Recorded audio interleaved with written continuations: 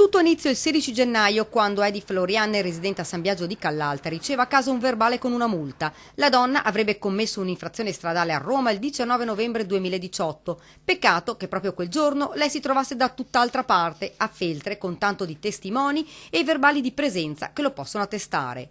Inizia così una vera e propria odissea fatta di ricorsi, lettere e telefonate. Ho fatto ricorso attraverso un invio di una PEC, inviando tutti i documenti che attestavano che io in quella giornata non ero a Roma, ma ero in un altro luogo, ovviamente per svolgere il mio lavoro di consulente. Tutto a posto? Assolutamente no. Che si trovasse a centinaia e centinaia di chilometri di distanza dalla capitale, poco importa, la risposta è questa. Mi dicono che non è stato accettato il mio ricorso e che devo pagare ovviamente una multa il doppio di quella che dovevo pagare in prima battuta, quindi quasi 200 euro di multa. Fra l'altro la targa scritta a mano dall'ausiliario del traffico è anche poco leggibile e le prime due lettere non corrisponderebbero alla targa di Edi.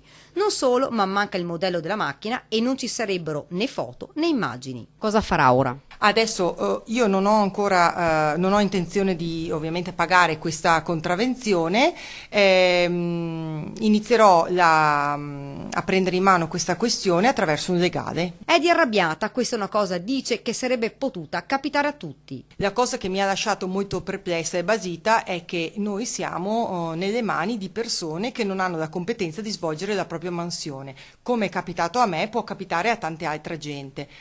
Io posso avere anche le capacità di gestire questa situazione attraverso dei professionisti, però ci sono persone che davanti a un verbale ovviamente si fanno prendere dal panico e pagano la contravvenzione per chiudere la questione, però non è corretto, non è giusto. La cosa più assurda è che non bastano neppure le prove. L'innocenza fino a prova contraria sembra un detto senza senso.